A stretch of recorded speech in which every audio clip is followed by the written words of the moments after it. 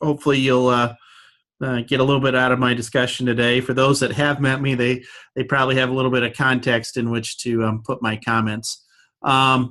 So just a little bit of introduction for those that don't know me. My name is Roland Laudenberg. I am the contracted epidemiologist for the South Dakota Substance Abuse Epidemiological Outcomes Work Group, or the SEOW.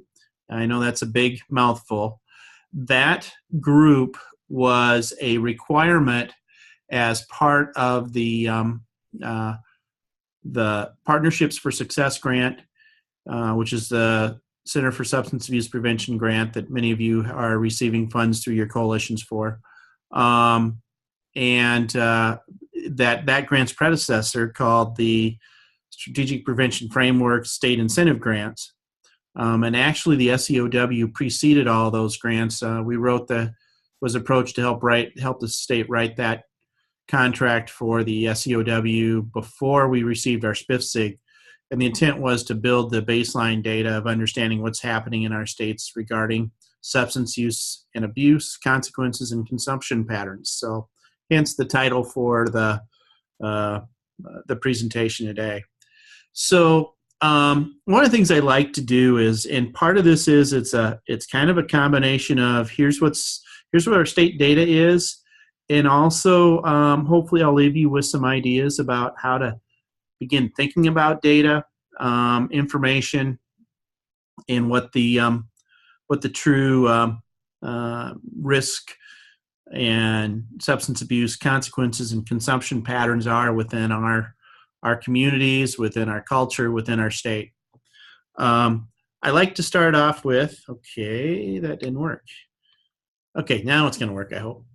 I like to start off with just a few things to help us start thinking about our state and the context in which we're looking at our data and evaluating our data. So I was driving, this a couple of years ago, I was driving in actually to a meeting in Sioux Falls, and I was taking some of the back county roads, and I came across this particular sign, and it's advertising a community rummage sale, but it was, they were getting sponsorship, or their signs were printed by whoever the distributor is for Michelob Ultra. And keep on going here. And this was this sign, and normally I black out the location, but I didn't this time. So does anybody see anything kind of odd about the phrasing of this particular sign? So Box Elder Bash at the Villa on Friday. Food, fun, beer for the whole family.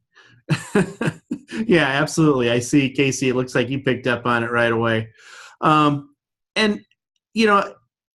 I just think, and I'm sure somebody looked at it and thought, okay, they're talking about the whole bash. But it's those underlying tones of we're integrating alcohol into many, many, many of our community activities. It's reinforcing to our young people that it's a significant component of our culture, and that it's part of all these milestone activities, celebrations, etc. And it's just subtle ways, and I'm sure that this sign was looked at many times, and nobody thought that was an issue just with the phrasing. It could be something: food, fun, beer, comma, and fun for the whole family, or bring the whole family. But it just is, I think it really underscores how we really need to look at our patterns of our activities and our culture in the state, and really think about how do we promote, how do we integrate, and what are the results of that integration of alcohol. And we also, to some extent, have integration of other substances and abuse of other substances, too, that are affecting things. So it just kind of starts to get us thinking a little bit differently about data and information. And I know this slide is probably starting to date me. I always use this slide, but I think it's really an important concept of at least how I look at data and try to use data.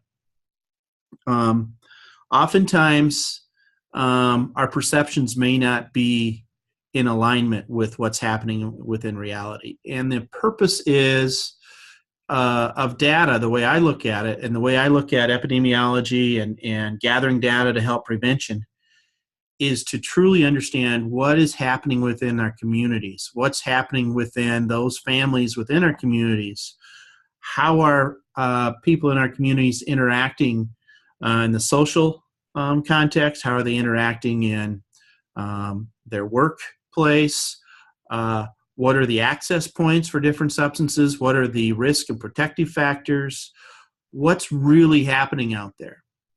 And my premise, I guess, or why is that important is if we don't truly understand what's happening out there, and we just don't have enough prevention dollars to address everything, but if we're not really understanding what's happening out there, we're not going to be able to be effective at really targeting our prevention activities, our treatment activities. You can even look at the continuum of recovery activities.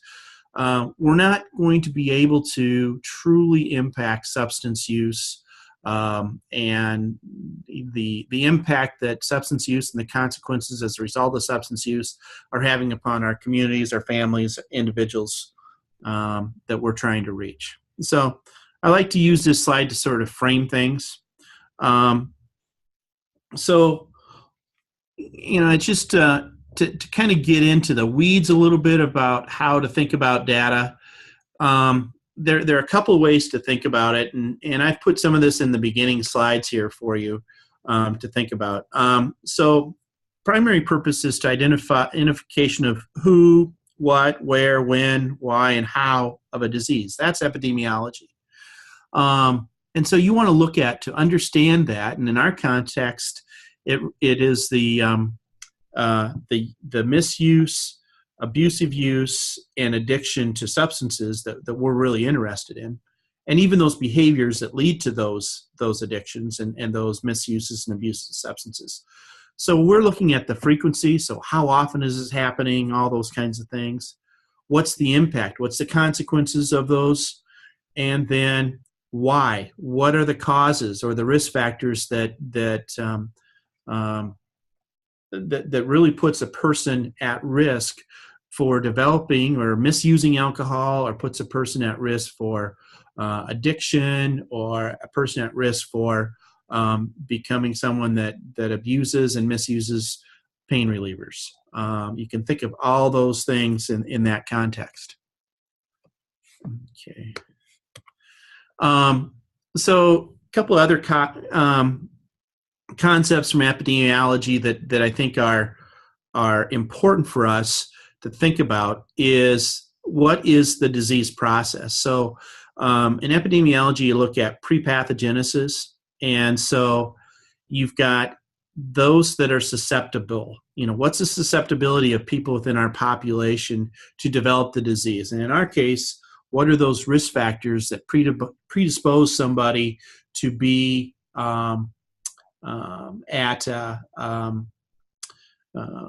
for misuse, for substance abuse, for then developing a dependence or some level of diagnosis related to substance abuse related issues.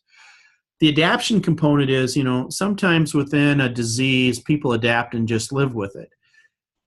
In our cases, I'm thinking about substances and people using substances, and from the alcoholic side, I've and sort of the characterization of some alcoholics. I don't know if any of you have heard of the term of functioning alcoholics. That would be sort of an adaptation type of piece. Or, another component of adaptation would be, there are those certain evenings in the night where there are, highly promoted drinking activities. And then the next morning, there's not as much expectation that individuals will be as performing at such a high level. So that's kind of an example of the adaptation. Oftentimes you'll think of adaptation also with diseases where there's disabling conditions, and people are able to overcome those disabling conditions by adapting in different manners. There's also the pathogenesis, and that is when you're trying to look for diseases, you can look at those that where symptoms really are presenting themselves. And that's kind of where we have some real challenges in some of our substance abuse prevention types of activities. Is it's hard to look across a population and see, okay, this person is abusing opioids or abusing prescription painkillers. You may not see symptoms, and that's really challenging. How do you figure out who we should be targeting, and what are those indicators of individuals that have, in our case, disease, but really who are using or misusing alcohol or abusing drugs, etc. So when we start to look at data, there's a couple of different things that we look at. And in most cases, and this is, and I don't, if you've ever taken any statistics classes or heard any of the statistics jargon, correlation, you may have heard the phrase, correlation does not necessarily mean causation. And so we look at correlations, and what a correlation and association really is it indicates a possibility of a causal relationship, but it's not able to prove that a causal relationship exists. Okay, and in causal relationships, we know that there are direct causal associations between one thing and then the resulting disease. And then there may be some indirect causal relationships. And in many cases, some of our risk factors fall into those indirect causal relationships. They create higher likelihoods that individuals may develop substance abuse and misuse patterns that really put them at substantial risk for developing substance abuse diagnosis. So in thinking about the challenge, Sorry, I went too fast. When thinking about this, so how do we identify those individuals in the population who have, and I have that in quotes, the disease or behaviors, and those who do not have the disease or behaviors? And, one thing to think about it, or way to think about it, is likelihood. How likely is somebody to be developing or engaging in the behaviors we want to prevent? And then how is having the disease or engaging in the behavior defined? What are our definitions of that? And that's really critical to understanding how we're going to target in our prevention services and who we're going to target with those services.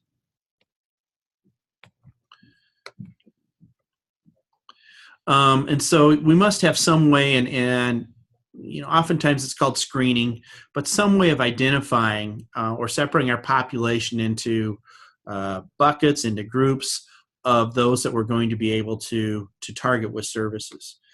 And really what I'm trying to say here is there's services information, prevention activities that are appropriate for a large group of individuals, and then there are other services that are more appropriate and targeted and effective if they're really truly reaching and matched to the risk and needs of individuals who are at an elevated risk for developing substance use or engaged in some behaviors or maybe at the beginning stage of some of the behaviors, et cetera. So it's trying to figure out how do we really target and match our activities and our efforts on a regular basis to truly meet what the needs of the population is to have the greatest impact on prevention results. So one thing I like to talk to, keep going too fast here, is a little bit on assessments and screening instruments. And so we need to have tools, if we are using screening tools, surveys, assessments, etc., they need to be reliable. And that means is that they are consistent. We're able to rely on them, that they will produce the same results repeatedly, reliably over time. They also need to be valid. That means that they are able to validly identify the behavior, the indicator that we're looking for. Within validity, then there are a couple of subcategories. One is sensitivity, and that's the ability of the test to correctly identify the disease or somebody that actually presents with those behaviors. And then specificity is the ability of a test to correctly identify those individuals who do not have the disease. So we're able to sort them into those we should target with much higher level services, as opposed to those who, in all likelihood, are not going to be developing any sort of substance abuse disorder, behavioral, or risk factors related to substance use. Okay, so a couple of things that we have at our disposal are we do have some tools, some national surveys, some data and statistics that are available to us. And this is just a listing of some of the primary ones that we use at the state level that are coming from national data sources. And they each come with different means of data collection. So I'm going to just speak to the national data sets to start with. So the Behavioral Risk Factor Surveillance System, or affectionately known as the BRFIS, that is a telephone survey that is done as a collaboration between the Centers for Disease Control and the South Dakota Department of Health. And it uses a telephone survey that surveys somewhere between 5,000 and 7,000 to 8,000 individuals annually in South Dakota. And it is a survey that speaks to behavioral risk factors. It is not solely a substance abuse related survey, although there are a handful of substance use related questions. It does get into weight and diet and exercise, smoking, alcohol use, one or two questions related to drug use, mental health questions, those types of things. I think it even speaks to access to a doctor, have you seen a doctor, those types of questions. So that is the Behavioral Risk Factor Surveillance System. So it's kind of a broad level survey that captures data from about 5,000 to 8,000 individuals annually in the state on general health related questions and behaviors. The next one is the National Survey on Drug Use and Health, called the NSDA, and that is a in-person survey. There's around 700 to 800 surveys collected annually in South Dakota, and they use a computer-assisted interviewing system that's so a proctor will come to your door. You'll be pre-selected, and the proctor will try to meet with you and connect with you to participate in the survey. You get a small stipend of around $25 to $50 for participating in the survey. And the proctor will set up the computer system, get you set up, do some initial questions, and then you will complete the survey on that computer that the proctor brings with him. The proctor is there, doesn't necessarily see your answers, but is there to assist if there are questions. If the targeted individual is not available for some reason when the proctor goes to meet them at the assigned time, they may try to find somebody in the near proximity to participate in the survey. And I've heard of that happening in our small town here, where they went to a neighbor's house, but the person wasn't of the right age and gender to participate. So that's how that survey is conducted. It focuses highly on substance use patterns, consequences, results. It has questions built into it that allow for the determination of whether an individual would be, in all likelihood, have a diagnosis of a substance use based on their substance use patterns. It really looks at mental health related issues as well. So it's a very comprehensive survey. The downside is it's only about 800, but they use very sophisticated sampling techniques to get an appropriate sample. And then they use advanced statistical techniques called synthetic prevalence that allows them to prevalence rates that have a very they're very, very good at identifying within a range of, in all likelihood, if we could survey everyone, this would be the percentage that had this particular condition.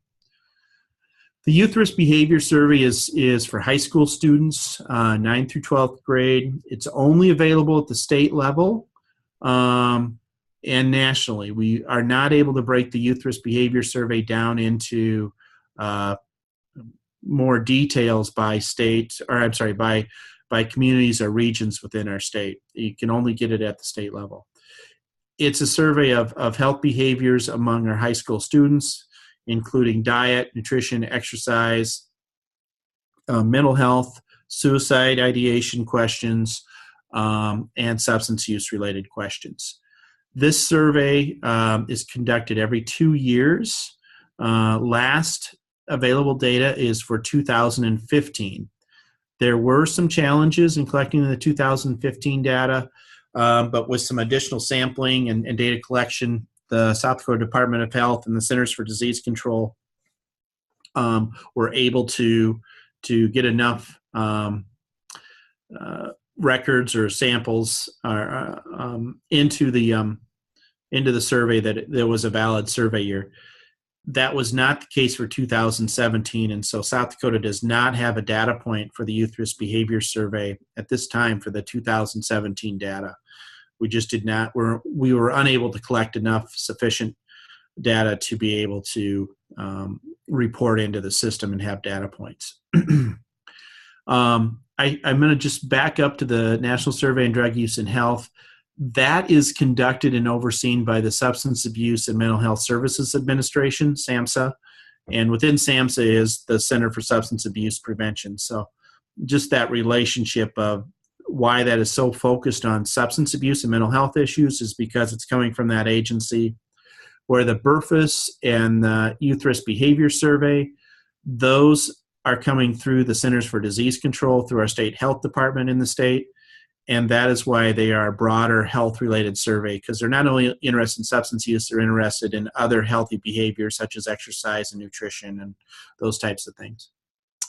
The National Center for Health Statistics captures data on major diagnoses and diseases, captures a lot of data related to the death certificate. There is a standardized system in our country that allows us to categorize deaths so that we can look at trends and epidemics and all those types of things for causes of death, age, and allows you to look at a number of different demographic factors in relationship to the national to mortality data. The Uniform Crime Report data is ran through the Federal Bureau of Investigations. That allows us to look at kind of crime behavior across the United States, and in many cases you have substantial portion of crime behaviors related to substance use behavior, as you all know. Then within our state, there is individual pockets of data within our different departments. So Department of Social Services collects treatment data related to substance abuse treatment as well as mental health services. If we're specifically thinking about behavioral health related types of data.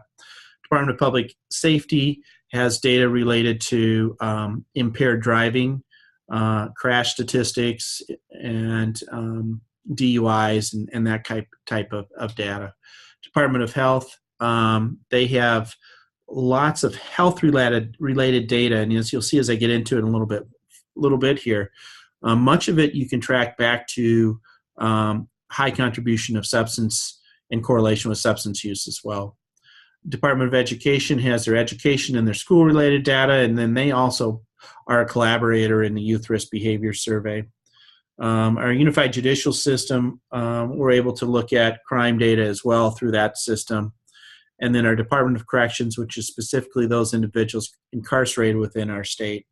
And what are the causes, rationale, or the causes and the other factors that are within that population. And if you look at it, there's a very large mental health and substance related behaviors within that population that is also key and important to some of the work that we do. There are other data sets and from time to time unique articles or surveys that come out that are helpful in helping us understand what's really happening with substance use and mental health related behaviors within our state. So just a little bit about population demographics. And I should say, if anybody has a question, please type it into the chat box. Don't hesitate to stop me. So I will kind of monitor the chat box and see if there are some questions that come up. Hey, Roland. Yes. I think your chat box in front of our slide. Oh, Like maybe sorry. just slide a little more. I can try to. You know what? That's kind of weird. There's got to be a way to do this. Sorry, I was thinking I was the only one seeing the chat box. Oh, now it's. I can't see the chat. Okay. Black box. I'll tell you what, Dodie. How about if you monitor the chat box for a question, and I will just close it on mine. Okay. Sorry about that. You should have stopped me earlier, Dodie. Well, it hasn't covered up anything important. Big data. Okay. Well, good. Now that we're getting into the data, we got to make sure it's clear and everybody can see it. Excuse me. I was just getting a drink of water. So, okay. So I pulled some of the just basic data that's very helpful to understand our population. And, you know, it's interesting.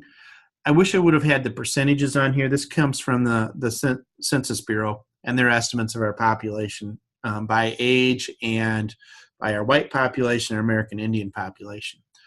But one of the things, it doesn't really show it clearly here, but if you look at the percentage of Native Americans, they're a much younger population than the white population. And that's just important to know in terms of the demographics. And now in our state, we're starting to have more diverse population, but there's not, at this point, there really isn't a large Hispanic population or other races populations at this time that we can really look at trends. What we can say is that our populations our non-white populations are certainly growing, and if you look at the distribution by age, they have a very different distribution than the white population in our state, which has impact for prevention programming and services in the future. Okay, there we go. So, and you all probably know this very well. What this is representing is just how our population is distributed across our state, with every little dot representing approximately 100 individuals within that zip code area and census tract. We're able to drill it down and place a dot randomly within that zip code area. So you can really see large areas of open space in our state with concentrated populations in certain areas, particularly around Sioux Falls and Rapid City, Aberdeen, Yankton and Vermilion, and then even down in the Dakota Dunes and the North Sioux City area. So it's it creates challenges for how do we provide and target prevention services across the state.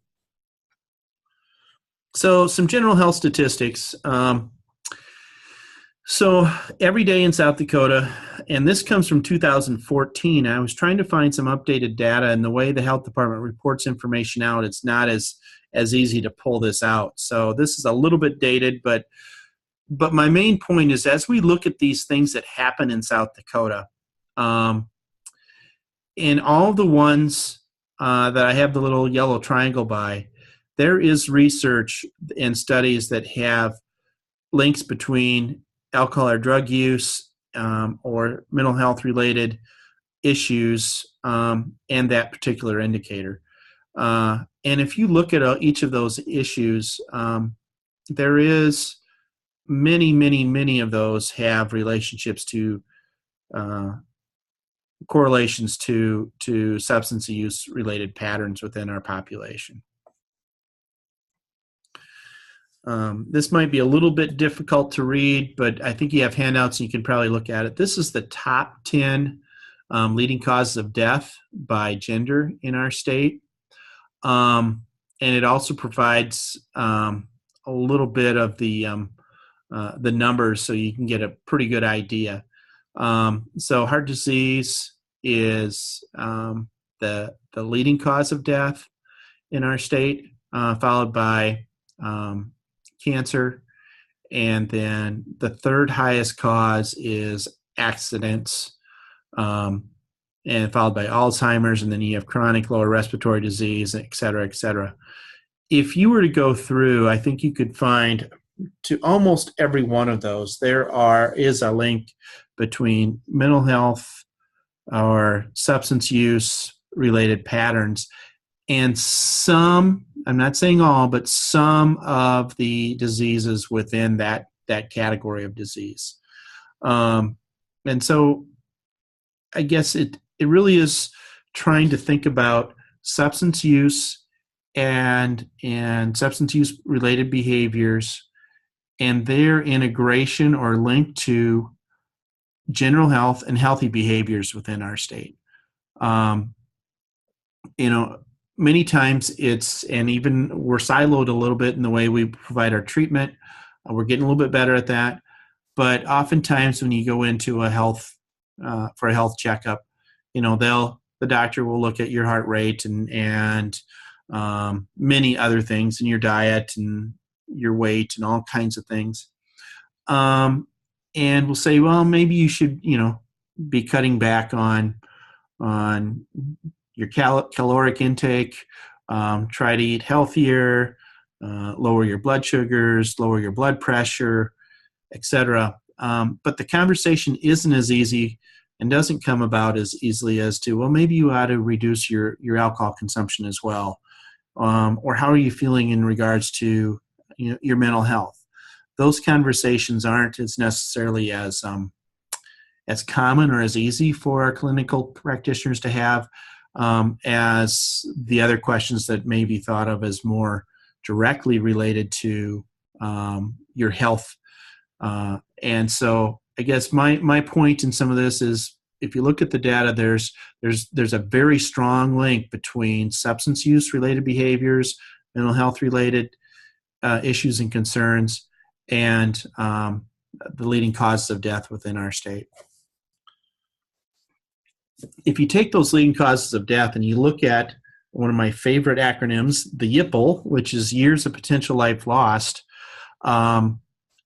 you can see that accidents is one of the top 10 causes of death that has the largest number of YPLs lost over the whole state. And so what that's saying is, based on the individuals that died because of accidents in 2016, there were 11,921 years of potential life that were lost due to accidents, followed by a little over 10,000 from cancer and a little over 8,000 from heart disease, and a little over 5,000 for self-harm. So that'd be suicide would fall into that particular category.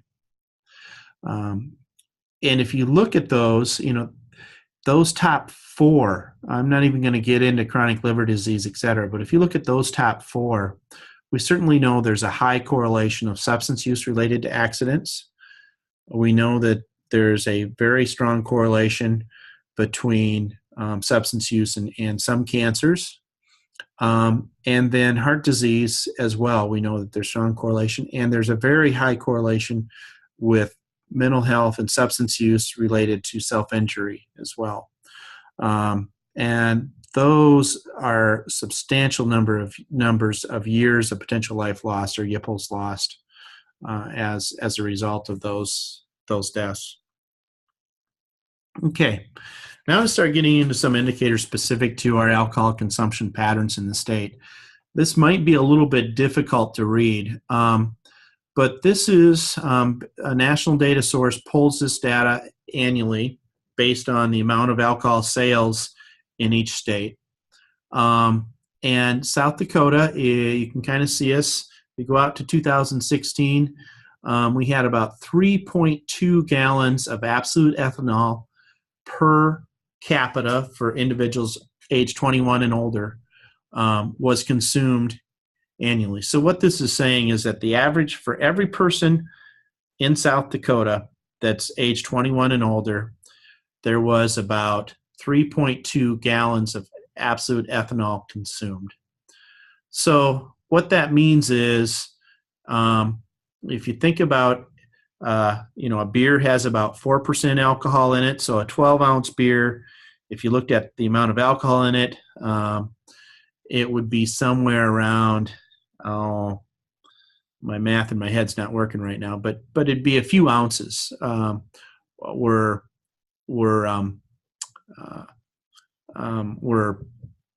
or about a little less than an ounce was absolute ethanol.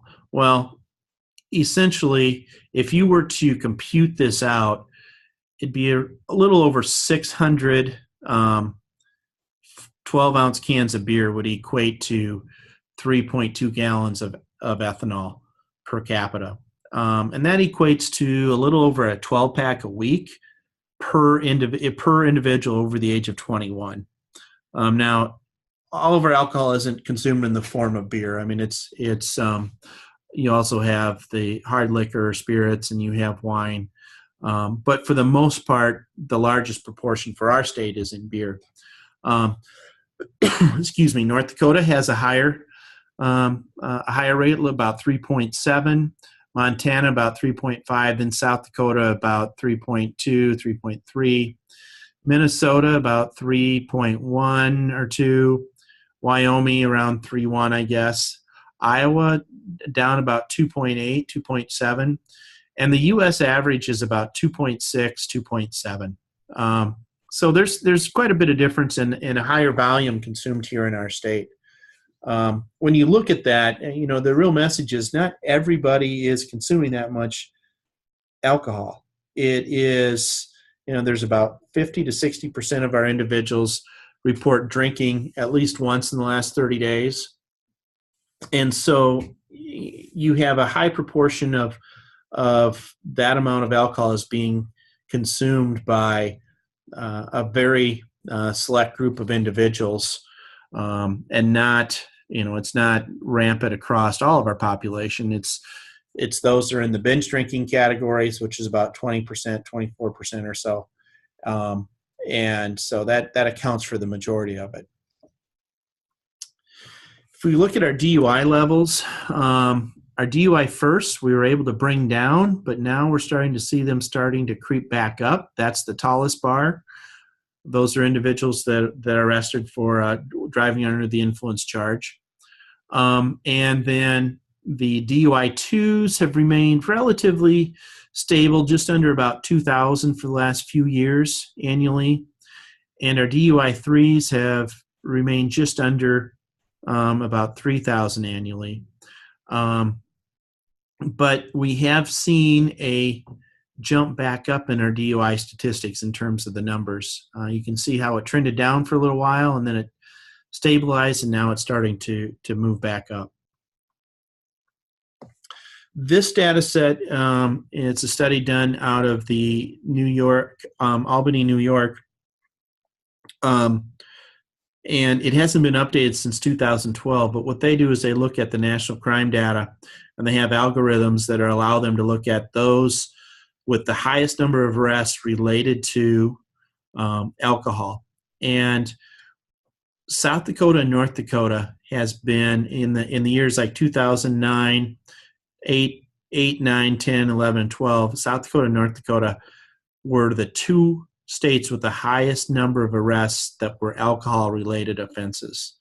That started to change a little bit, but it is, most of our substance-related problems relate to alcohol and poor decisions while under the influence.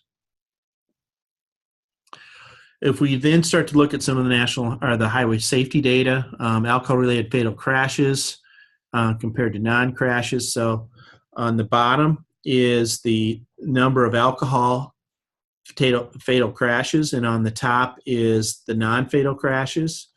So in 2016, we had 47 alcohol related crashes and we had 56 non-alcohol fatal crashes. And so our proportion is just slightly under 50%. And it'll be interesting to see what happens in the 2017 data, which was not available yet, to see where that trend starts to go. It's typically when there is a crash that involves alcohol, it's usually at a higher rate of speed, and usually they have a higher likelihood of not wearing their seat belts compared to those individuals who are in crashes that fatal crashes in which alcohol was not involved. Okay, so this is the current alcohol use. This comes from the Centers for Disease Control. Excuse me. This is the behavior risk factor surveillance data, and it's asking those, and remember this is done by that telephone survey, it's asking those individuals who've had at least one drink of alcohol within the past 30 days. And so for South Dakota, about 60% of our individuals in the state, and this is adults, report that they have had at least one drink in the last 60 days, compared to about 55% nationally. And this is alcohol use in the past month reported by persons age 12 and older, and this comes from the National Survey on Drug Use and Health. And so this survey comes up with a slightly higher rate. The last one indicated a rate of about just under 60%, and this survey estimates the rate to be slightly higher at about 64% for those age 18 to 25, and for those age 26 and older, just under 64%.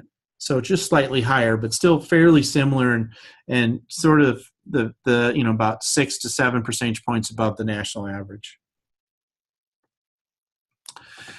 Binge drinking, and people that know me know I characterize our state as a binge state. The way we use alcohol is in a binge pattern, not necessarily as a kind of a social drinking pattern.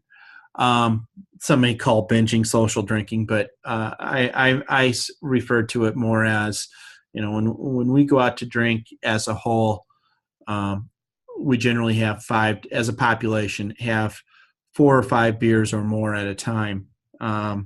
Where more social drinking settings, it's 1 or 2 at a time, social in a social aspect. So in the last 30 days, and binge drinking is defined as 5 for a man, 4 for females on one occasion. So the adult binge for South Dakota, based on the Burfus data, was about 19% compared to about 17% nationally. Adult heavy drinking, and this sort of gets at that conversation I was having a little bit before.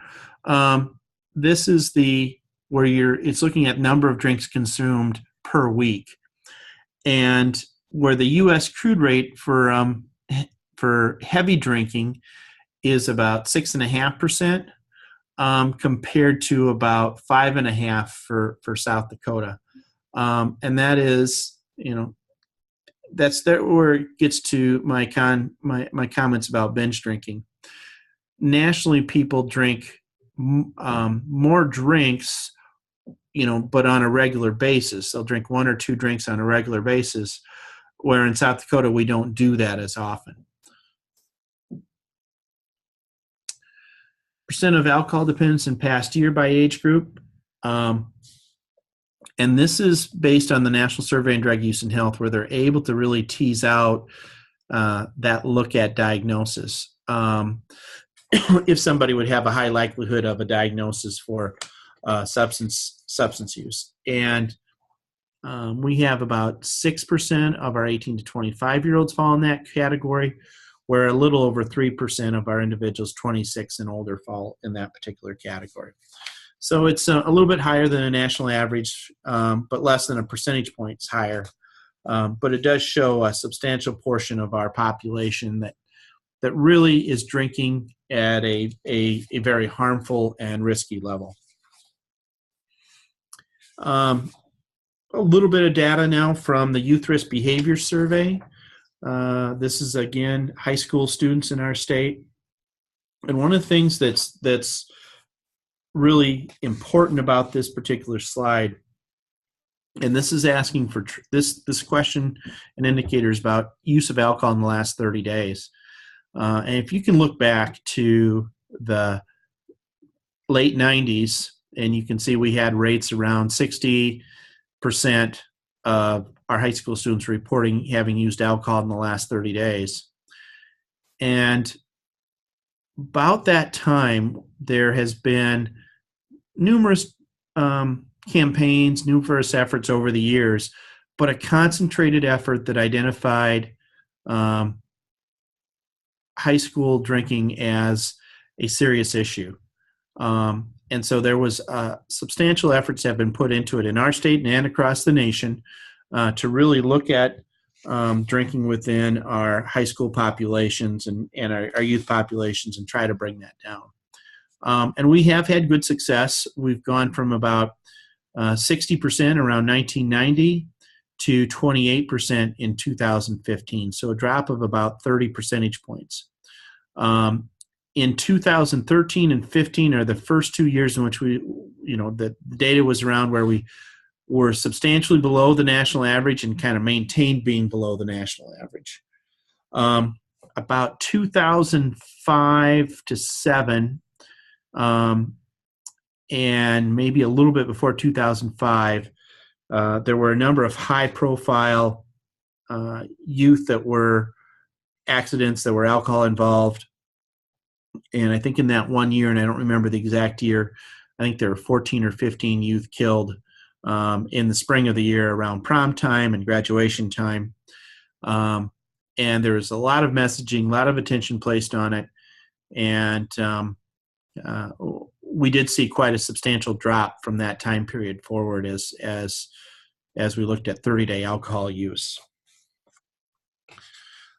This slide is just put in there to show the trend, and the top line is our seniors.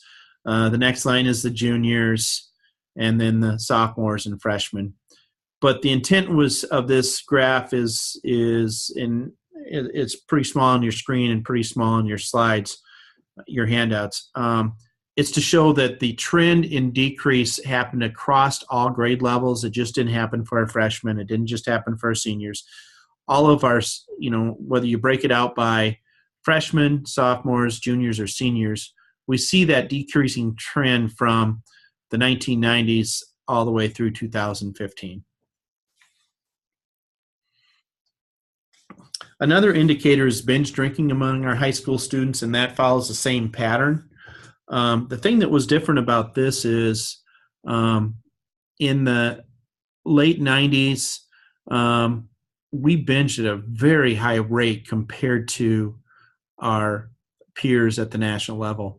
We were able to really close that gap, and I think you see an even more dramatic decrease in binge drinking, reported binge drinking by our high school students from about 2002-3 down through 2015. I really wish we had a 2017 data point to look at to see where the trends are at this point. But based on the sampling problems and challenges that they had in collection of the data, that we do not have that data point again. And this just looks at the binge drinking by gender for our state students from 91 through 2015, and shows that males were binging at a little bit higher rate, but then by about 2007, very similar. And in the last two data points, 2013, 2015, slightly higher than their female counterparts, but very close, around 14% in 2015 is where we ended up. Roland? Yes. There is a question. Okay.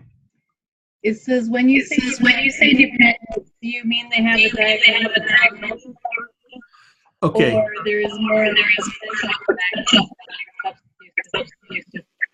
Okay, I'm going to pull up so I can read it too. So just give me a second here. Where did it go? There it is. Okay. So when you say dependence, do you mean, okay, okay, so what I'm saying is with this, because these are all surveys, and for the most part, de-identified surveys, they're population-based surveys, they have embedded into the survey tools and the survey questionnaires questions that will allow somebody to identify whether they have a high likelihood of a diagnosis if they went to have a full substance abuse assessment and kind of a full diagnosis process. We do not know whether they had a diagnosis prior to this. What we do know is based on the patterns that they responded to, their question response patterns, that in all likelihood they would, if they did have a full substance abuse treatment needs assessment, they would end up being identified with a diagnosis for some substance use disorder. Does that answer your question?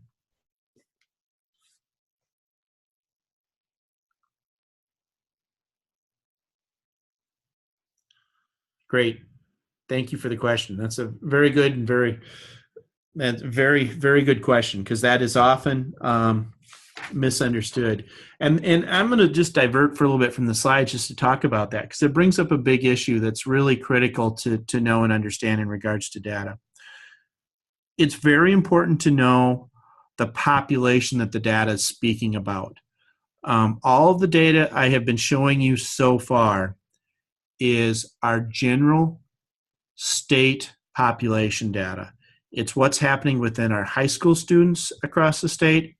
It's what's happening in our adult population across the state.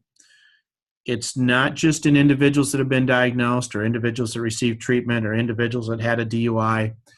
This is our statewide data indicators. It's the general population. Oftentimes, then we'll start to drill down into specific populations. And so understanding what's the rates for the whole population allows you to estimate, what should it be within my community? And if it's different than that, if you see different patterns than that within your community, higher usually means there's a much greater risk of substance use related consequences and patterns within your community.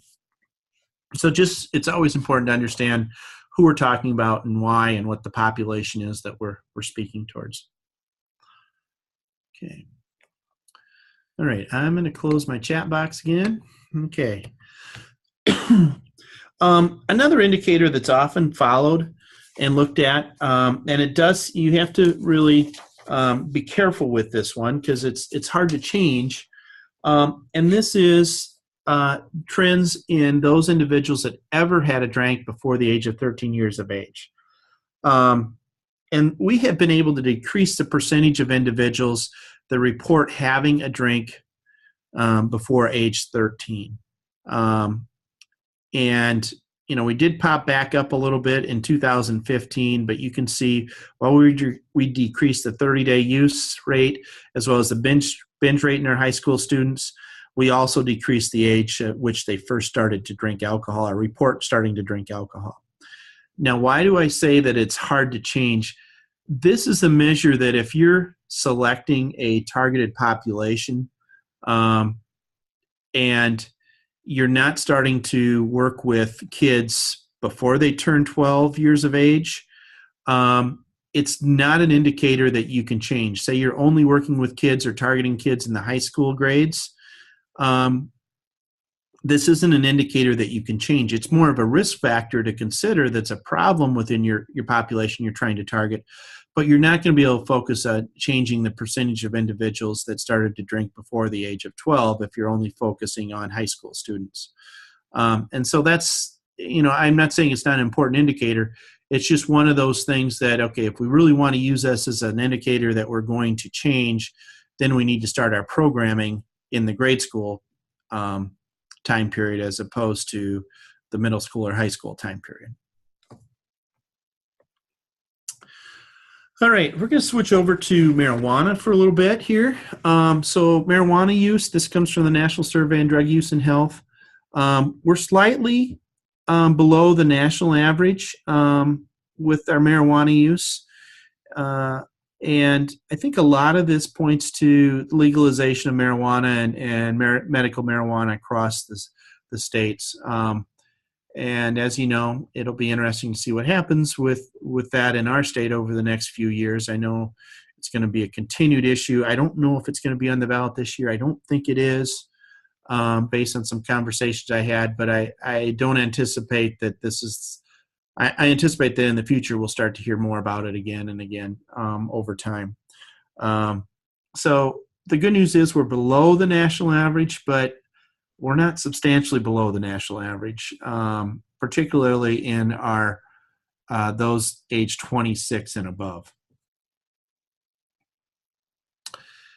And this comes from the Youth Risk Behavior Survey, so our high school students, and it shows currently used marijuana in the last, within the last 30 days. And so about 12.4% in 2015, about 12.4% of our high school students report using marijuana in the last 30 days, compared to about 22% nationally.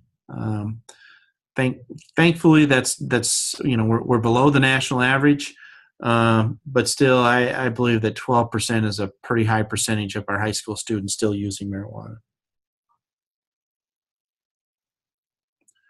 And this is ever used marijuana in their lifetime.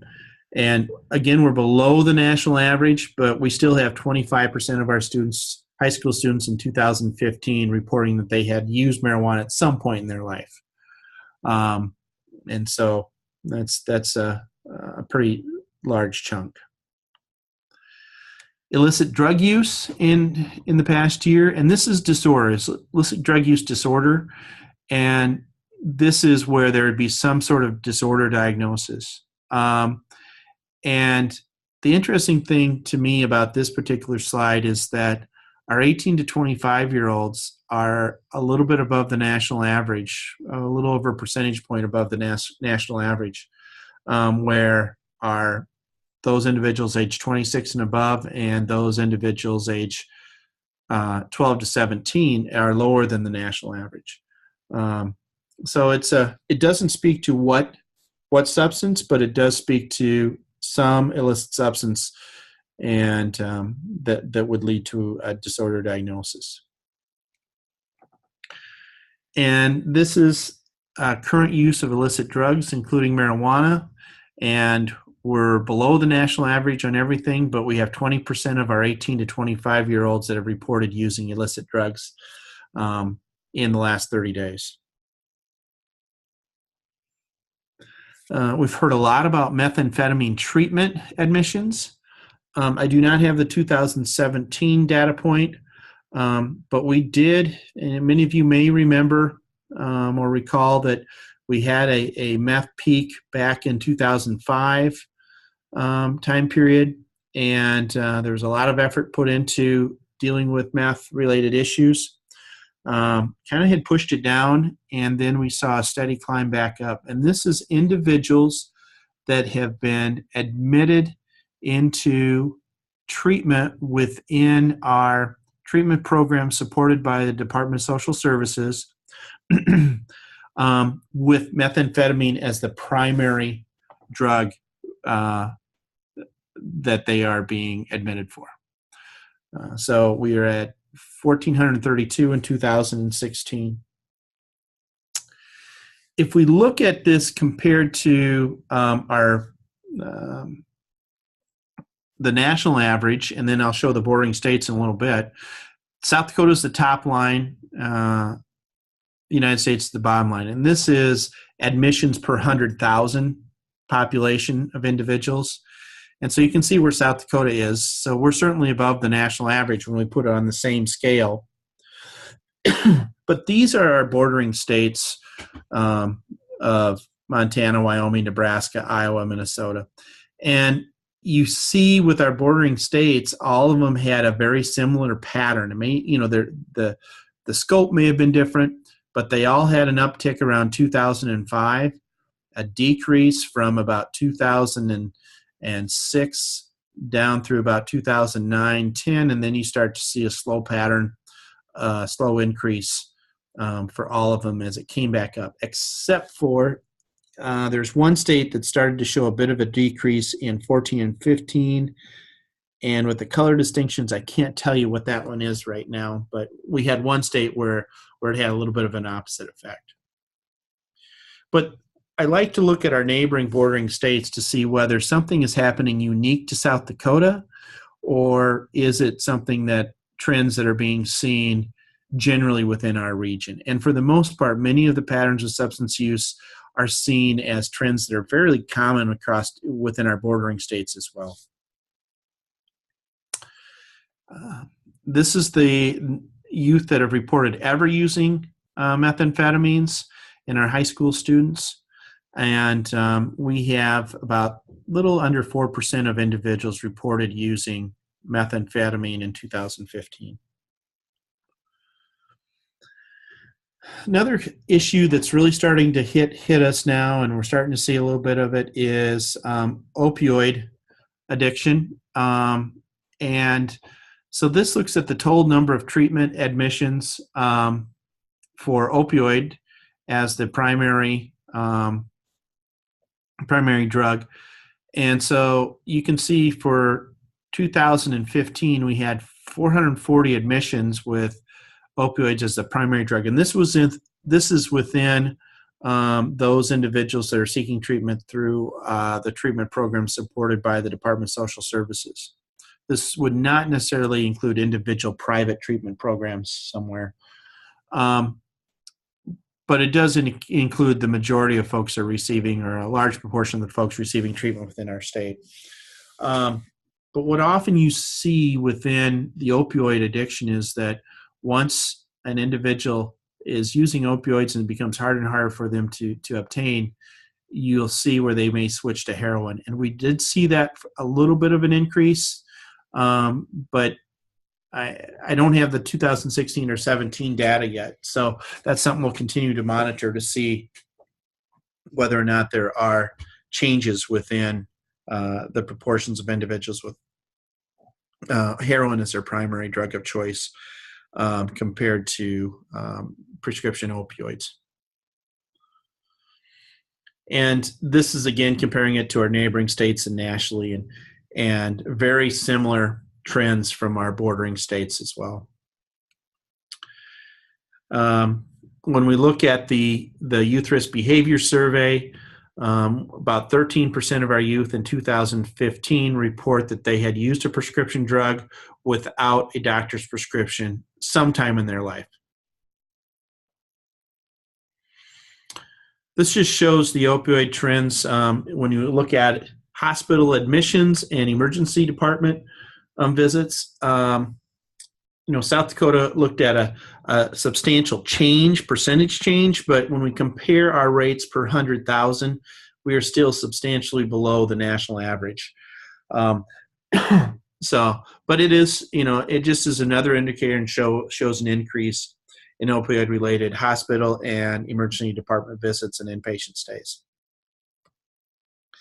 Okay, I'm going to move on to a few behavioral mental health-related indicators. So depression in our state, about 15.7% report that they had been told that they had a form of depression at some time within their life, compared to about 17% nationally. This starts to break it out a little bit by regions, and I like to show this because it shows the differences between males and females by region. These are the behavioral health regions. So Region 1 is along the western edge of the state, and that is the Rapid City, Spearfish, Custer, Black Hills area, with just about, I'd say just about 32% of females, a little as a whole, about 29% of individuals in Region 1 saying that they had some form of mental health was not good in the past 30 days. And then if you look at Region 2, which is just to the east of Region 1, That includes many of our Native American population areas and reservations. And if you look at the differences there for females, so you have about very similar rate to Region 1 for all populations, but the females are at a substantially higher rate than the females for Region 1 or the state average. And that's why I like to show these by regions once in a while, because it does show differences within populations in terms of the behavior and what's being seen within the population. And this is individuals reporting that their mental health was not good within the last 30 days. And then you can look at the Region 3 is right along the river, and then Region 5 is the Sioux Falls area, and Region 4 is sort of the eastern part of the state, excluding the Sioux Falls area.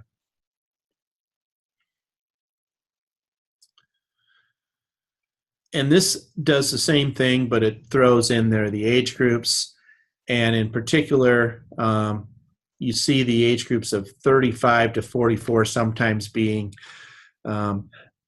the highest. There are some areas where we just don't have enough data points to be able to pull it out by age group. Ever told that you have some form of depression? And Region 1, we see the females jumping up there higher than the national or the state average, and we see the females also higher in Region 2 and higher in Region 3 than males, and particularly higher in Region 5.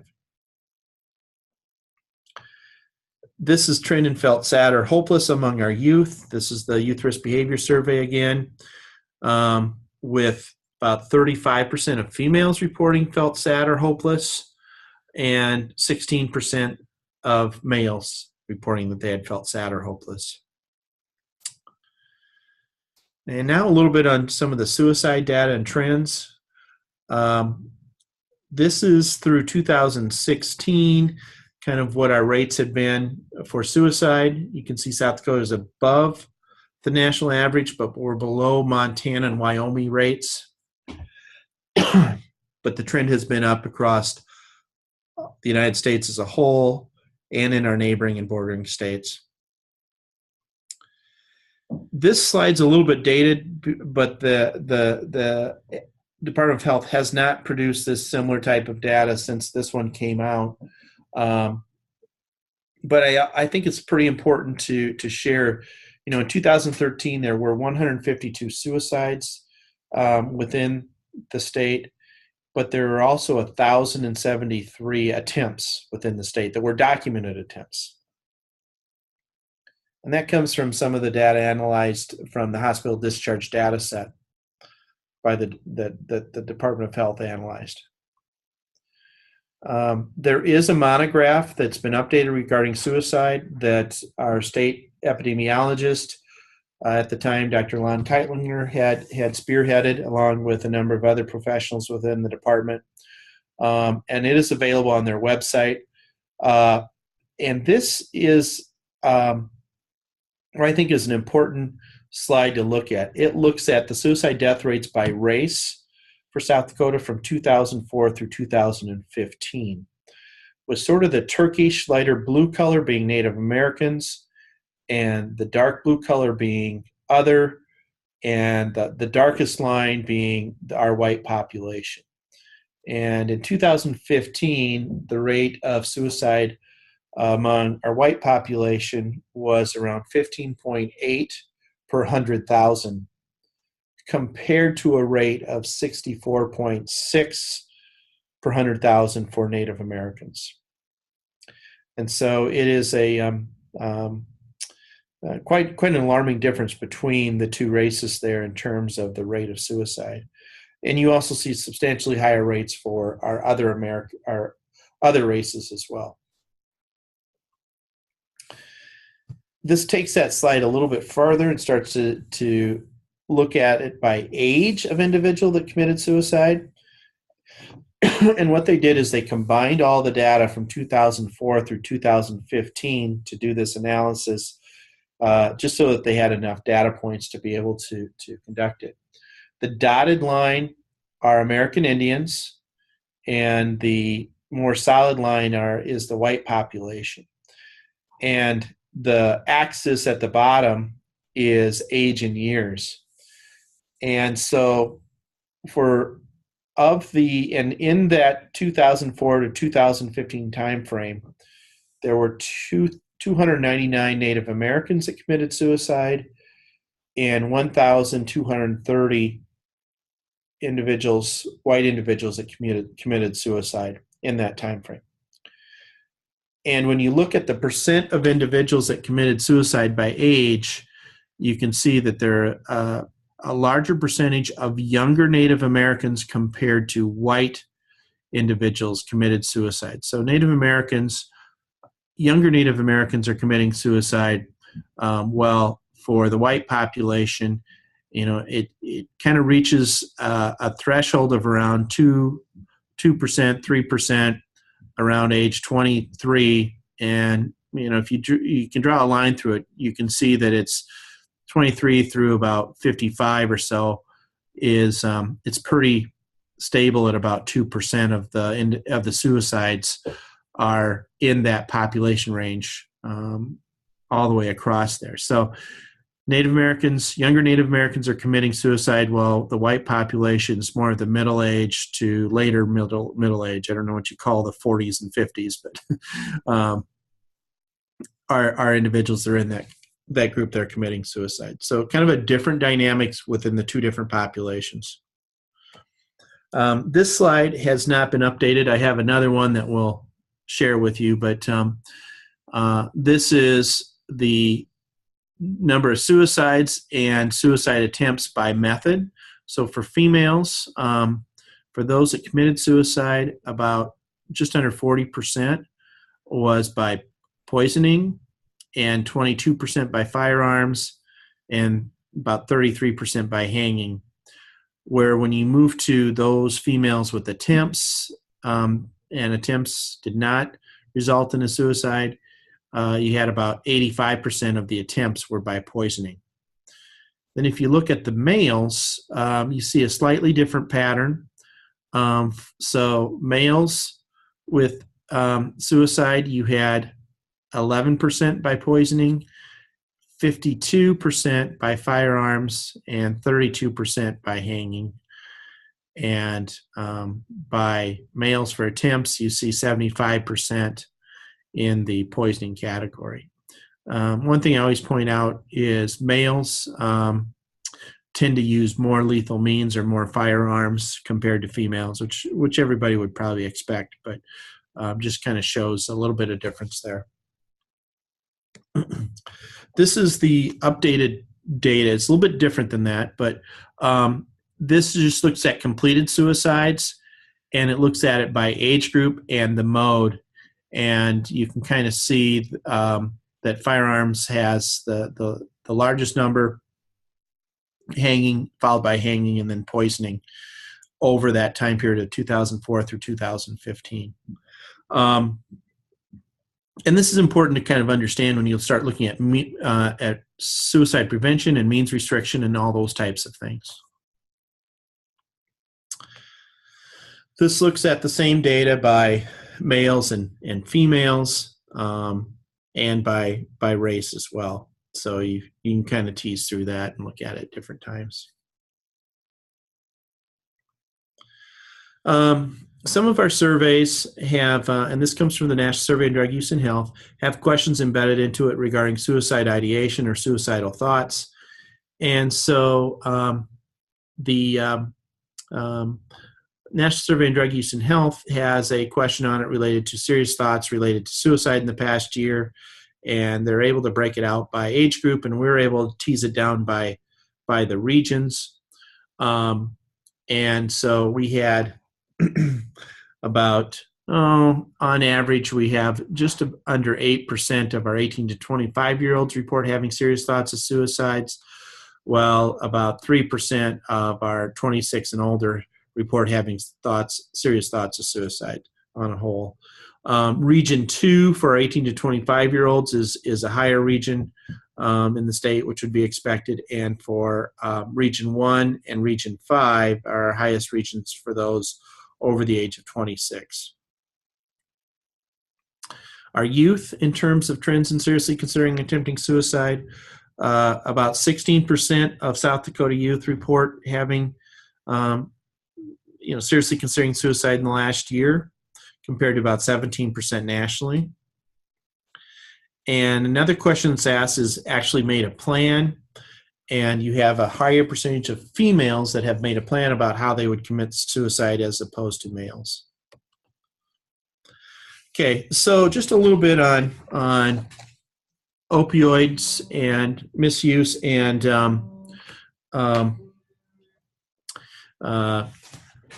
serious mental illness. There was a study that came out in 2017 from SAMHSA that looked at the National Survey on Drug Use and Health data.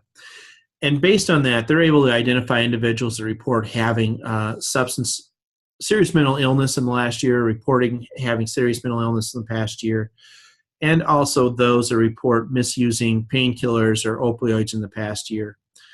And essentially, there is a substantial overlap, about 15% of individuals that had a report having a serious mental illness have misused opioids as well in the past year. And I just bring that up as we can look at this data and we can look at the overlap of and the co-occurring issues related to substance use and mental health related issues. And from opioids, you really see a fairly strong overlap in terms of those two populations. Lastly, one of the things that I wanted to share is about 4 or 5 years ago, the Helmsley Foundation did a survey in South Dakota regarding behavioral health related issues and mental health issues and substance use in the state. This was a point in time estimate, and it really serves as a good reference point for us to judge the reliability and validity of some of our other data sources. It really confirms, helps us say that, yeah, this is really what the rates are in our state, and it's been consistent over time for the past few years. And this just gives a little bit more detail on that particular survey. So here are some of the results in terms of mental health indicators. So the Helmsley survey had embedded within it some health screening for depression.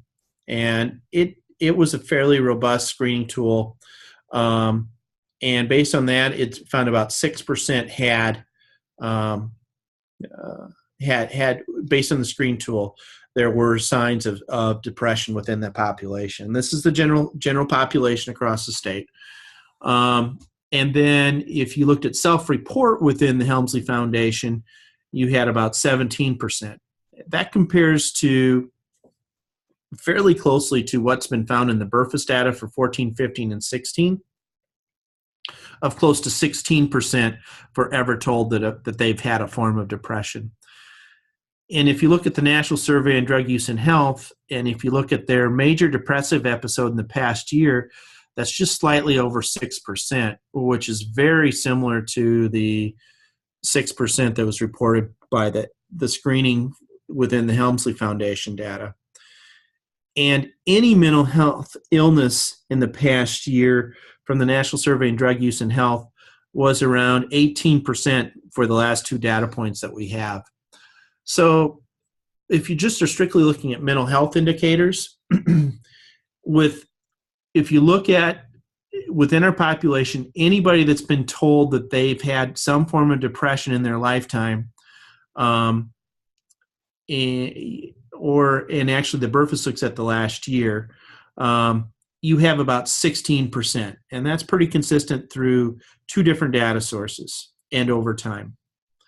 And if you look at serious or major depressive episodes in the past year, you have about 6% coming from the National Survey on Drug Use and Health, and that point-in-time screening that the Helmsley Foundation did for depression came out at just under 6%. So we know that about 6% of our population has had some substantial depressive episodes within the past year, and I believe that this really provides strong evidence that that's a very reliable and accurate estimate. And then any mental illness in the past year is about 18% from the National Survey on Drug Use and Health. And so I think that we're fairly safe in saying that we know about 17% of our population, 16, 17% of our population has had some form of depression in their lifetime. 6% have had a serious issue regarding depression in the last year, and that about 17%, 18% of the population indicate that they had some mental health related indicators or mental health related symptoms that occurred within the past year.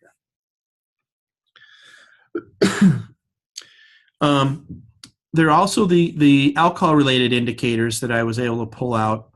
And the Helmsley Foundation, they had a screening tool embedded within that survey that indicated about 42% of our population had serious alcohol misuse behaviors. And 11% had severe alcohol misuse behaviors. And 19% were screened for binge drinking. When we look at the Burfus data, and this is similar to what we talked about earlier, around 55 to 60%, just under 60%, of our population report drinking alcohol in the last 30 days. About 16 to 17, 18% report binge drinking in the last 30 days. And that's very similar to what the Helmsley Foundation found with binge drinking at 19%. A little over 7% based on our alcohol dependence or abuse from the National Survey on Drug Use and Health. About 7%, a little over, would, based on their misuse, their responses to questions, have a very high likelihood of some kind of alcohol dependence diagnosis or abuse diagnosis. And then the National Survey on Drug Use and Health also found that about 58, 60% of our population drink alcohol on a regular basis in the last 30 days. So, what we know about our alcohol indicators, and I believe it's confirmed from a couple of different data sources and over time, is just under 60% of our population reports drinking alcohol in the last 30 days or consuming alcohol in the past 30 days.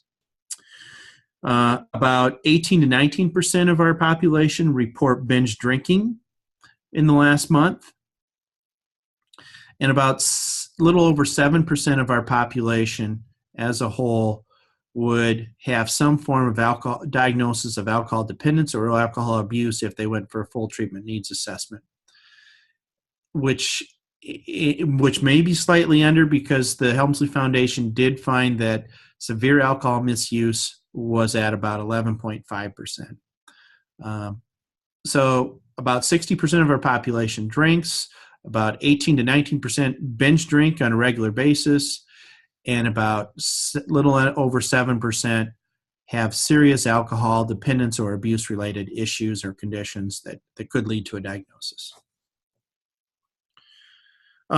Many of you know and are participating in the Partnerships for Success, and I just put this in as a reminder that we do collect some data specific to reporting on the populations you're serving, and they include the 30-day use, the binge question, and 30-day use of non-medical use of prescription drugs, and as well as some of the perception of harm-related questions for alcohol as well as use of prescription drugs.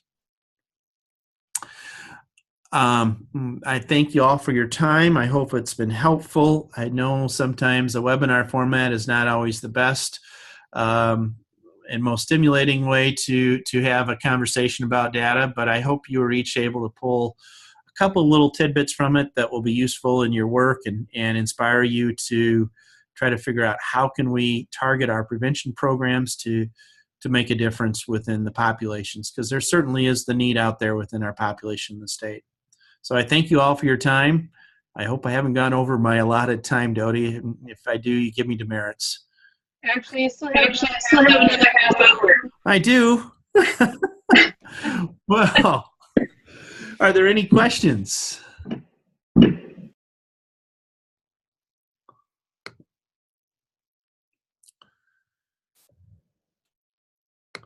Do you see the question? Yeah, any data of substance-related suicides. Okay.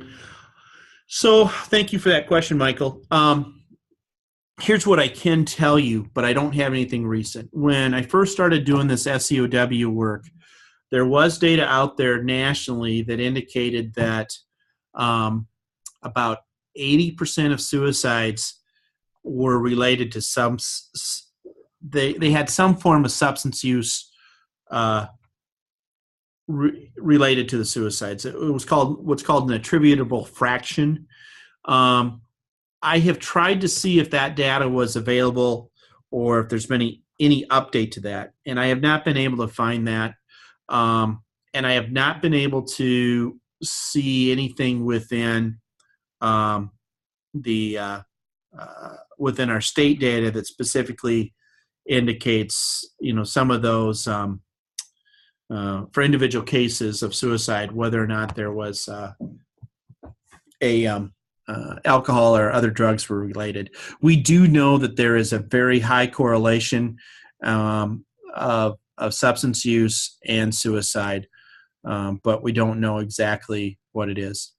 Now, the other thing that I just heard on a study yesterday or 2 days ago, which I thought was interesting, is there was a researcher that was looking at the most recent social media and like internet searches conducted by individuals that committed suicide. And what the researcher was saying is oftentimes you would see them searching on conditions that, whether health conditions or something else that was kind of particularly difficult to deal with for individuals. And one of the highest ones was searches related to herpes and diagnosis of herpes, and was coming up as a very high. People that had committed suicide had just searched for those types of information related to herpes diagnosis right before there was a suicide. So, but I think it points to not only is it, those conditions like that, but you can also look at mental health conditions or other related conditions or substance use related conditions. And I think that's really key to think about. What are those things, predisposing factors, risk factors that individuals may be facing that creates a really serious concern for suicide. Any other questions? That was a great question.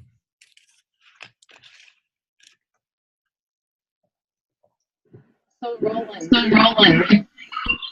Collect. I'm sorry, Dodie. I got a lot of feedback there. So I got suicide and collect and data. That's close. Do they collect toxology reports from those who die by suicide? Yes, but I've not ever seen it analyzed or publicized. And the challenge becomes, because our numbers are quite small in this state, the challenge becomes it can become very identifiable. And what I mean by that, when you start to have numbers of, I think we had 150 some in 2013. And when you start to tease that out by geographic area and by age, each suicide becomes pretty identifiable. And so I think that's part of the reason it's not very available.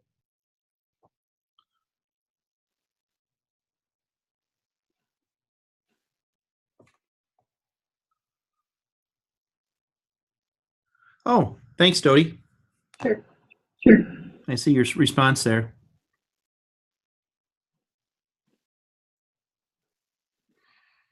All right. Any other questions?